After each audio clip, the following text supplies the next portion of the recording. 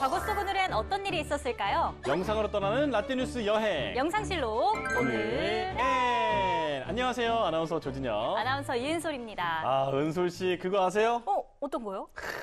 올 한 해가 지금 한 달 정도밖에 안 남았어요. 슬프다.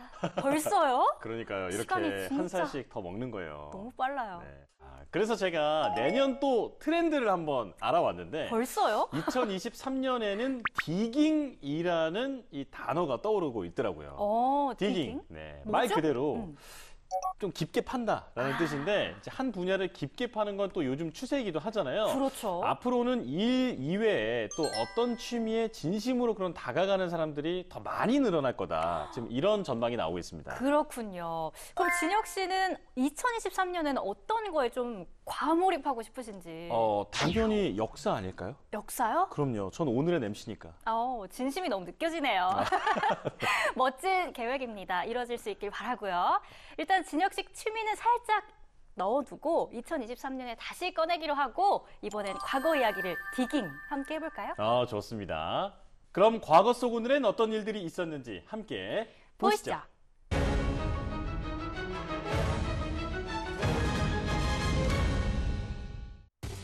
1939년 11월 30일 소련이 46만 병력을 투입해 핀란드 국경을 밀고 들어왔습니다.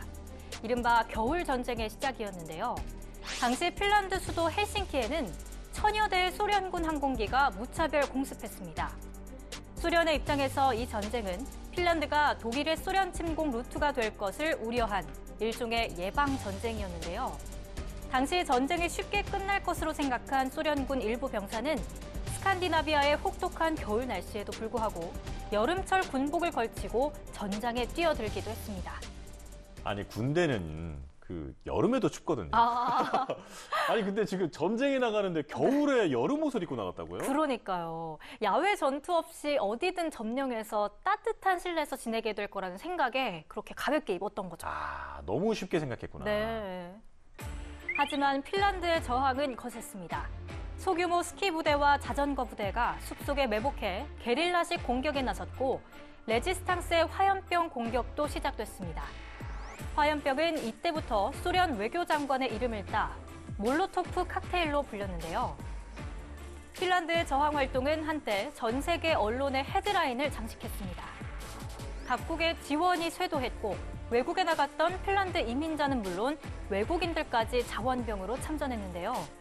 당시 아무 준비도 없이 병력의 우위만 믿었던 소련은 핀란드 소부대에 연이어 크게 당했습니다. 4개월간의 전쟁 동안 소련군은 최소 12만 7천 명이 사망을 했다고 해요. 그런데 핀란드군의 희생자는 2만 7천 명에 불과했고요. 핀란드의 명백한 군사적 승리라고 볼 수 있죠. 그러나 겨울을 넘기면서 주변국의 지원은 시들해졌고 독일과 스웨덴 등 주변국이 핀란드에 정전협정을 맺도록 압력을 가하면서 결국 1940년 3월 6일 핀란드는 정전협정에 서명했습니다. 그래도 핀란드는 나라를 지켜낸 건데 피해도 막심했겠죠? 네. 군사적으로 볼 때는 핀란드의 승리라고 볼 수는 있지만 결과적으로는 그렇지 않았습니다. 정전협정을 맺으면서 영토의 10%를 소련에 넘겨야 했고 일부 요충지는 소련 군사기지로 장기 임대를 해줘야 했거든요. 이게 완전한 승리는 아니었군요. 네. 그럼 이번엔 1963년으로 가볼까요? 1963년 11월 30일 대종상 백상예술대상과 함께 대한민국 3대 영화상으로 꼽히는 국내 영화 시상식 제1회 청룡영화제 시상식이 개최됐습니다. 시상식은 당시 서울시민회관이라고 불리던 현재 세종문화회관에서 열렸는데요. 당시에는 대부분의 플래카드가 한문으로 쓰여 있었고 무대 위에 축하 화환이 세워져 있는 등 이색적인 상황이 펼쳐졌습니다. 지금과는 사뭇 다르긴 한데 이 당시에는 이게 자연스러운 모습이었겠네요. 네, 1회니까요. 1회는 영화 혈맥에 출연했던 김승호 씨와 황정순 씨가 각각 첫 번째 남녀 주연상의 영예를 차지했는데요. 당시 신성일 씨와 엄앵란 씨는 남녀 인기 배우상을 수상했습니다. 이날 작품 감독상을 포함해 모두 14개 부분에 걸쳐 시상이 진행됐는데요. 이후로 탄탄대로를 걸을 것만 같았던 영화제는 순탄하지만은 않았습니다. 한국 영화의 침체로 1974년 제12회 시상을 끝으로 중단돼 1990년 17년 만에 겨우 재개되는데요. 근데 그 황정민 씨의 그 유명한 밥상 소감이 이 영화제 아니었나요? 맞아요. 저도 많이 봤는데 그 영상을 시상식 소감 바이블 같은 멘트였죠. 계속 회자가 되고 있고요. 그렇죠. 그게 2005년 시상식이었어요. 저는 그때 그 얘기를 들은 이후로 이 밥상만 보면 황정민 씨가 자꾸 떠오르더라고요. 네. 별들의 전쟁, 그 막은 올해도 어김없이 열렸는데요. 국제적으로 높아진 한국 영화의 명성만큼 올해도 수많은 작품들이 이름을 올려 많은 사람들의 이목을 끌었습니다. 이뿐만 아니라 11월 30일의 또 다른 역사를 살펴보면요. 1974년에는 350만 년 전의 인간, 루시의 화석이 발표되기도 했습니다. 루시는 당시 최초의 인류로 알려져 있었죠. 맞아요. 그런데 이후에 루시보다 100만 년 더 이전의 인류 화석이 발견이 되면서 최초의 인류라는 수식어는 사라지게 됐죠.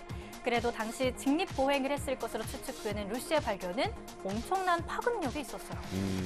그런데 루시라는 이름이 좀 귀엽거든요. 네. 누가 지은 건가요? 네, 연구자들이 화석을 발견할 당시 비틀즈의 노래 Lucy in the Sky with Diamond가 흘러나왔다고 해서 루시라는 그런 귀여운 별명이 붙여졌고 그게 이름이 됐습니다. 루시 다이아몬드. Yeah, Diamond. 그렇구나. 또 1905년에는 을사조약이 강제로 체결되자 통탄한 민영환 선생이 유서를 남기고 순국했습니다. 얼마나 가슴이 아프셨을까요? 네. 순국 후 혈흔이 묻은 옷과 칼을 상청 마루방에 걸어뒀는데 이듬해 5월 상청의 문을 열어보니 대나무 4줄기가 마루 바닥과 옷을 뚫고 올라왔다고 해요. 그래서 사람들은 그의 충정이 혈죽으로 나타났다고 하면서 그 나무를 절죽이라고 불렀죠. 자, 이렇게 오늘도 열심히 과거 속으로 달려봤는데요. 영상실록으로 만나본 오늘의 과거, 여러분은 어떠셨나요? 그럼 다음 시간 더 알찬 이야기로 만나요.